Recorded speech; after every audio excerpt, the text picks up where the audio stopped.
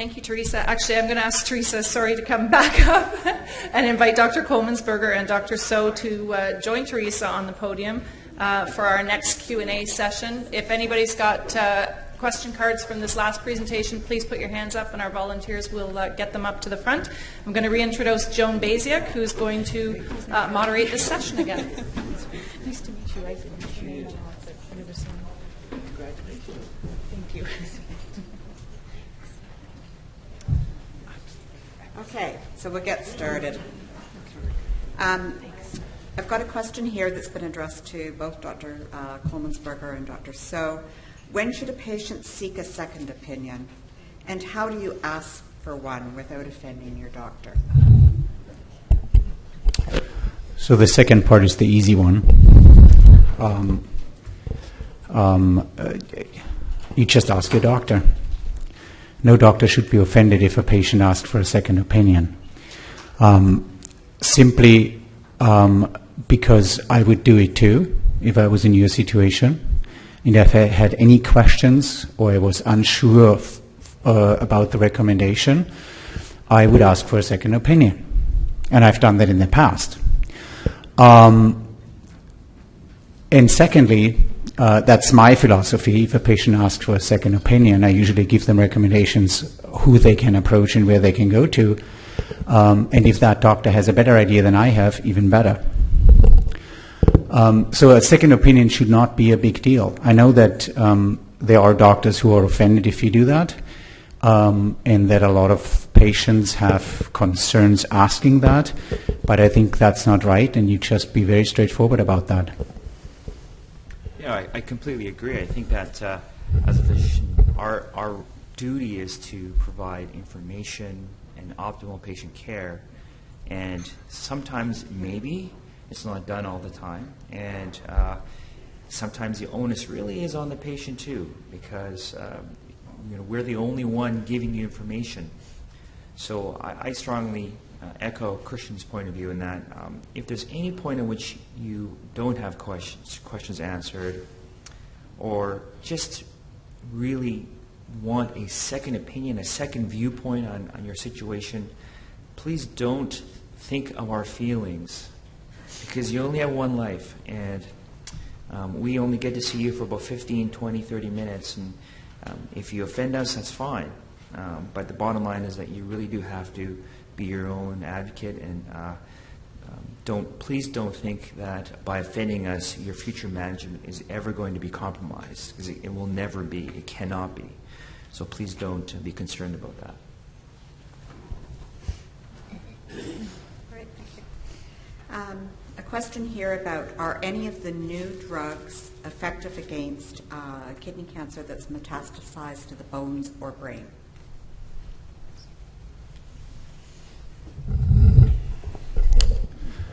Are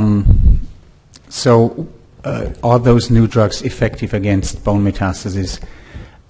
In general, yes, they are. There's some questions whether they are as effective against bone metastasis as they are against other metastases, and that is currently under investigation. The brain is a difficult part because the brain is something what we call a sanctuary site. So Mother Nature has done a very good job in protecting our brain from poisons. There is something called a blood-brain barrier, which simply is that if you take pills, aka poisons, they cannot penetrate into the brain. And the reason for that was to keep toxins out of the brain, which is something which is desired. But the same applies for medications. So there's a number of medications which don't go as well into the brain as they go into other parts of the body.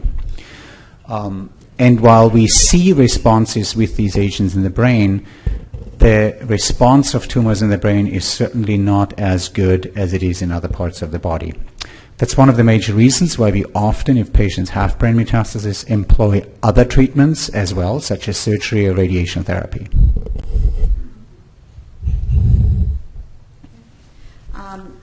For both Dr. So and Dr. Coleman-Sberger, will we see cabozantinib trials in Canada anytime soon? And it has been approved in the U.S. for thyroid cancer and is prescribed sometimes off-label for other cancers. Do we have such an option in Canada? The short answer is no. Cabozantinib is not approved in Canada yet. So if a patient wants to have that, then it would only be possible if the drug is bought in the US. It is certainly not covered in BC at the present time. There is a large cabozantinib trial in planning for kidney cancer patients, but we just had a discussion about that last week, and Canadian centers have not yet been approached, simply because the study is not at that point yet where they recruit centers. I would assume that the study will be available in Canada once the study moves forward, but I don't know when that will be. A clinical trials question, and I'm going to put it to Teresa. So this is a patient who's stage 4 kidney cancer, and if they enter a clinical trial, will they be able to keep getting the drug after the end of the trial? Sorry. It's a hard question for me to answer. So there is, I'll just maybe say what I know, and I think Dr. Kohlmensberger can fill in the gaps. There are a lot of times where once the clinical trial ends, they can find access to the drug through the drug company as long as that patient is still showing a proven benefit from that drug. So one of the things about clinical trial is that a patient, of course, is under no circumstances allowed to be harmed, and cutting him off the drug would be a harm. Every trial is supervised by what we call a ethics board. Those are the people who make the research, basically control the researcher to make sure that they do it in the right ethical way. And one of the things in every trial is that if the trial ends and the patient continues to benefit, then the patient has to have access to that drug.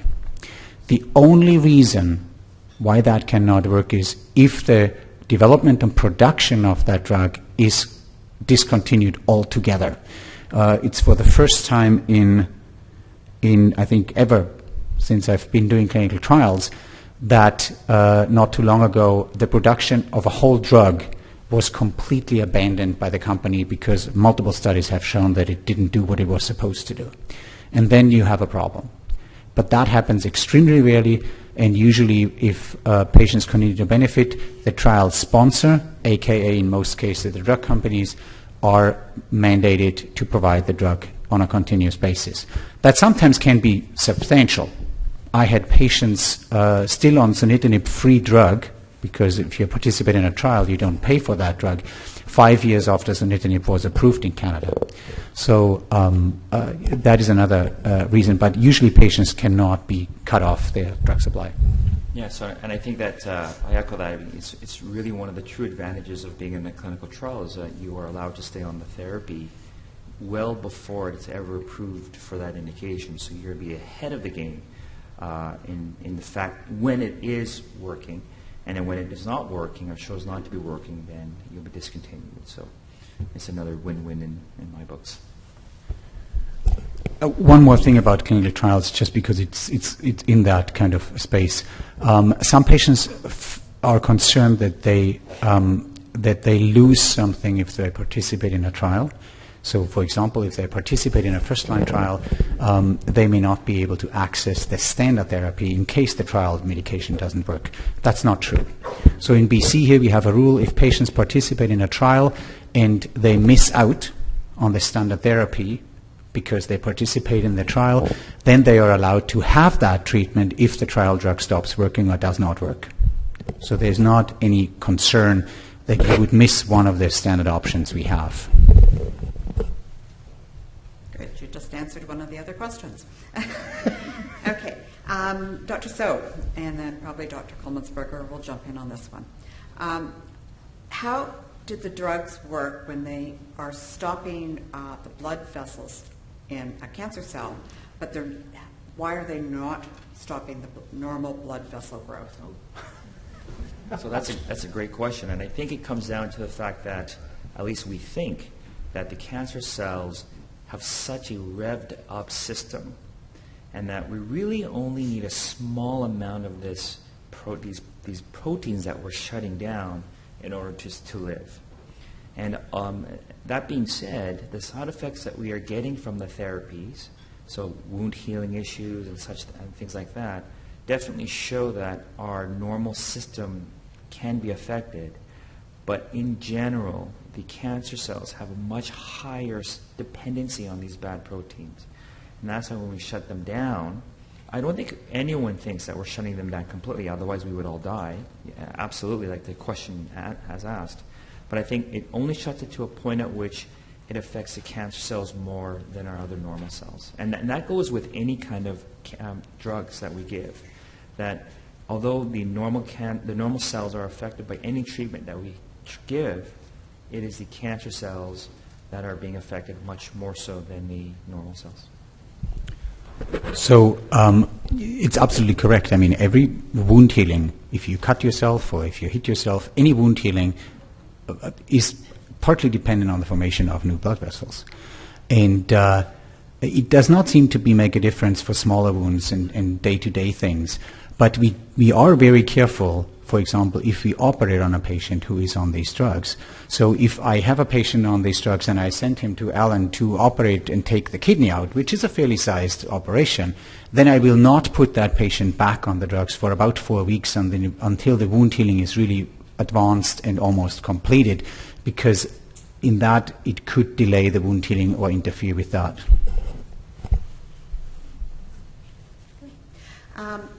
Why is immunotherapy not offered as a treatment plan for treating kidney cancer? There are different kinds of immunotherapy.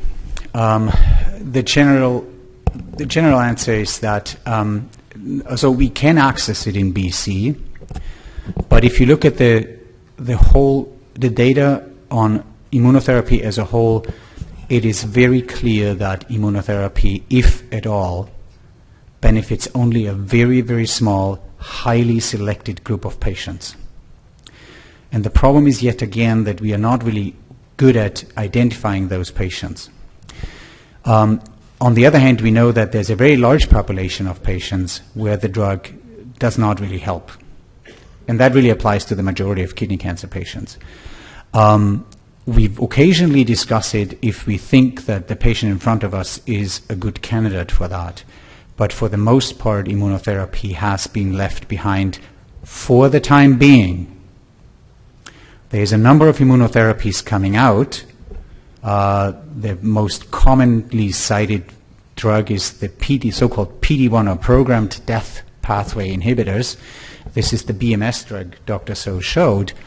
Those are basically drugs which take the brakes off your immune system. And they are coming.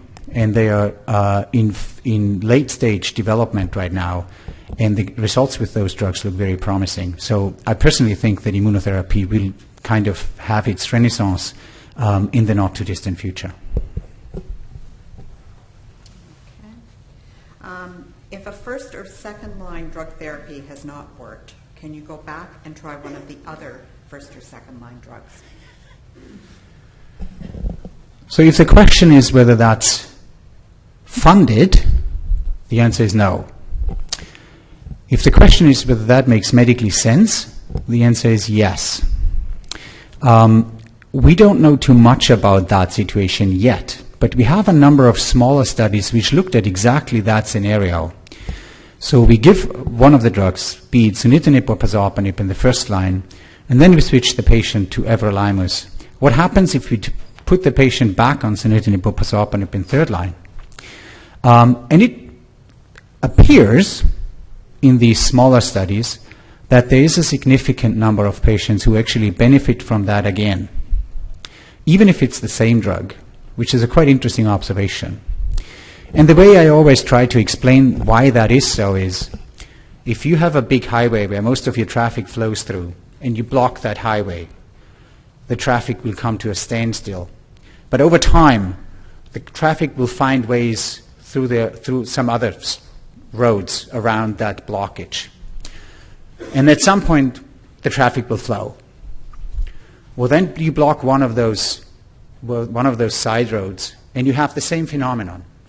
The traffic will come to a standstill, and at some point, because the brakes is off the highway, the traffic will start to flow through the highway again. And if that's strong enough traffic, well, then you block the highway again, and you have the same game starting from the beginning. And you can imagine the same with your tumor. The tumor grows because the signaling through one of those pathways is very strong, and then you block that pathway. And tumor cells are smart. They find a way to, through stimulation of other pathways, to grow. And then you block those, but you take at the same time the brakes off that main highway.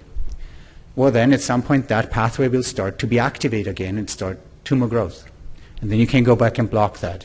Now your next question will be, well, are there drugs which block multiple of these pathways? And yes, they are. One of the drugs Dr. So showed, dovitinib, is a drug which has completed a large trial, and we are eagerly waiting for the results. But that is a drug which, at least in the laboratory, blocks the main highway and some of the side streets. So we'll see whether that really results in increased efficacy or not. But there's a number of these drugs out there. This probably could have been for Dr. North this morning, but I'm going to bring it up now. So it's in regards to alternative medicine. And the statement is, could it be that most doctors do not support alternative medicine because it has not been proven in studies? Yes.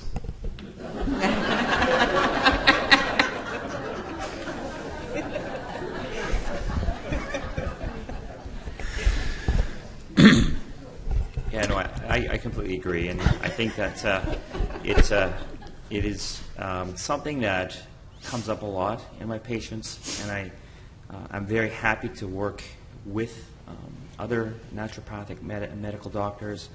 But the bottom line is, I think that I'm hoping that patients don't get too unfocused and don't go back to where I think their primary treatment should go, which is medical or surgical therapy.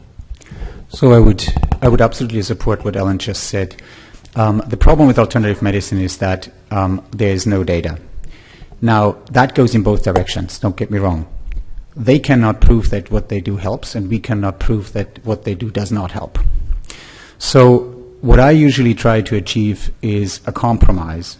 As long as the alternative treatment does not interfere with what I do, then I'm absolutely happy with patients doing that. If it does interfere, then we have to have a sincere discussion, what is more important for the patient, the alternative treatment or my treatment. And we can have different opinions about that. I mean, at the end of the day, the patient decides what he or she wants to do with their treatment. One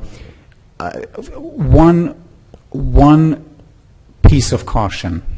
I personally have the most problem with alternative medicine, not with alternative medicine, but with its providers. For the simple reason that I see those brochures patients bring me, I see what they put out there in information, and a lot of it is just simply untrue. The numbers which are put out there, to what degree the alternative medicine helps and not helps, is mind-boggling. I think it's often, in my opinion, playing with the hopes of patients, which is completely unsubstantiated. And you have to be very careful and research that topic very well in order to get really the accurate information. And it's very, very difficult. I know that. My wife recently fell into one of those traps. She came to me and said, look at this newspaper report. Chemotherapy kills people. And I said, well, that's interesting. So I looked at it. It was published in an alternative medicine journal. And what they did was they took a laboratory study where they looked at the behavior of certain proteins in cell systems. And they found that if they, under certain laboratory conditions, they found that one of those proteins was turned on by chemotherapy, and that protein caused side effects or effects which could potentially lead to major problems. So they took that piece of research and made a big headline out of it and said, chemotherapy kills people. Well, they can't do that, obviously. I mean, that's a piece of research which has its place and is an interesting theory, but has nothing to do with reality and daily medicine.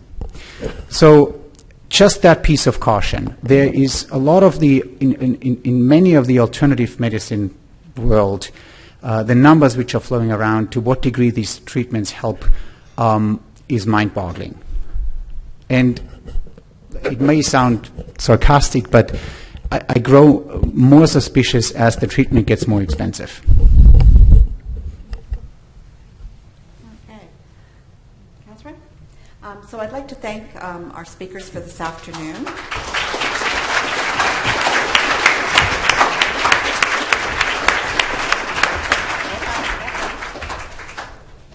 All three of them have been an absolute pleasure to work with leading up to the conference, and I think they gave us some very valuable information this afternoon that we can all take home messages from. Thank you.